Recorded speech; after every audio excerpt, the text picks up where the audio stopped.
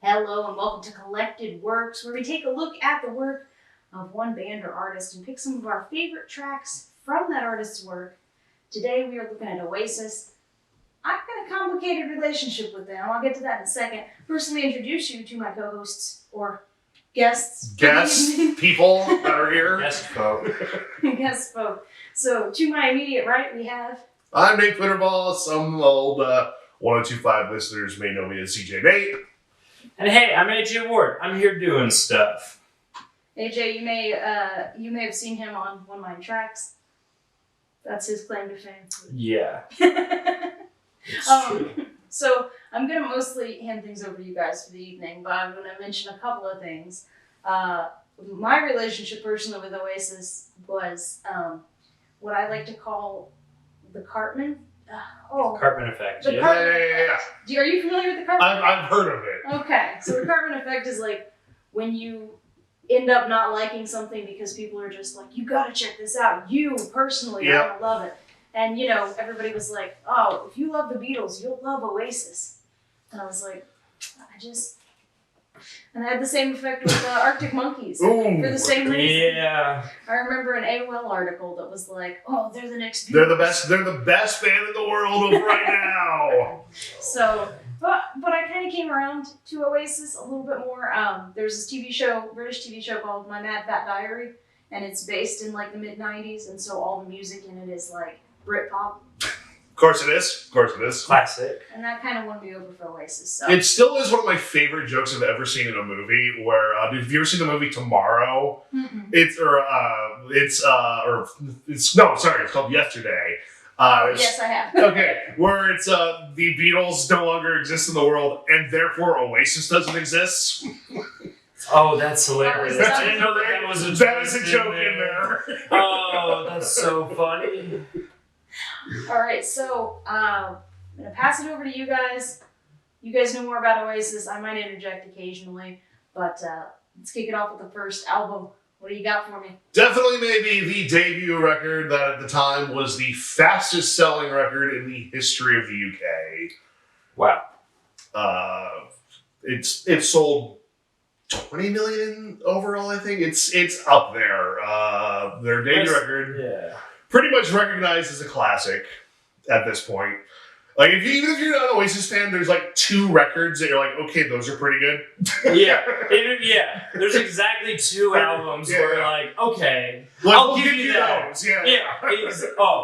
Entirely. And the first 2 albums are absolutely those go-to. Like, I like Oasis a lot. I listen to a lot of them. But, like, the first 2 albums, right off the bat, like, their best material. Oh, absolutely. Noel Gallagher was one of the best songwriters of the 90s. Yes. Or at least for, like, that 3-year period of, like, 94 to 97. Oh, yeah. Like, him and Damon Albarn were, like, the only 2 guys just writing, like, the craziest, smartest stuff. Them and probably Billy Corgan were, like, the 3 most, like, prolific guys of, like, that time frame. I don't listen to a whole lot of Pumpkins just for the Courtney Love connection. Right. But yeah, probably pretty prolific. Siamese Dream is good. It is very good. But back to Definitely Maybe, so we're talking about the favorite songs on that record. Oh yeah. I had to write everything down for me. I'll let you go first. What are you going to pick? I picked, and this is not a pick that's popular, but Cigarettes and Alcohol. Cigarettes and Alcohol is a great song. Yeah, Cigarettes and Alcohol is just like this. It's this very straightforward like blues track, but like with the Oasis flavor piped into it. You know, like normally I'll pick like a Noel track, and you'll see that later in my list. But there are Noel tracks on this one to pick from. There are Noel tracks on this one, but this one just I don't know. It kind of just encapsulates like the energy they were trying to achieve as a band. Like, they were just a bunch of guys goofing around with a lot of guitars. It's that or Rock and Roll Star, like the mission statements of the band on that record. Exactly. I like one that establishes exactly what they're about, you know? Yeah, for me, like, it's easy to go to, like, Live Forever or something. Oh, yeah. I always say the best record on that record is Slide Away. Slide Away, really? Yeah, it's like the first Oasis epic, which they've done a few of over their career. And I still think it's Liam's best vocal performance on any Oasis song. Period. And today he's like, it's my favorite song to sing. So he does that one now. It doesn't overstay its welcome. It's got a great guitar solo at the end, and I think it's the best song on the record. Wow. Yeah, no, I mean, that makes sense. It just kind of combines all the elements that were like going forward for the rest of it. And Liam just really just putting 110%. Yeah, it's like if we're going to write one massive Hey Jude song in our career, this is gonna be it, and it's the one they probably nailed it the best. And they love writing long songs. Yes, they do. Like one We'll of the talk tracks about that is on the like 9 minutes.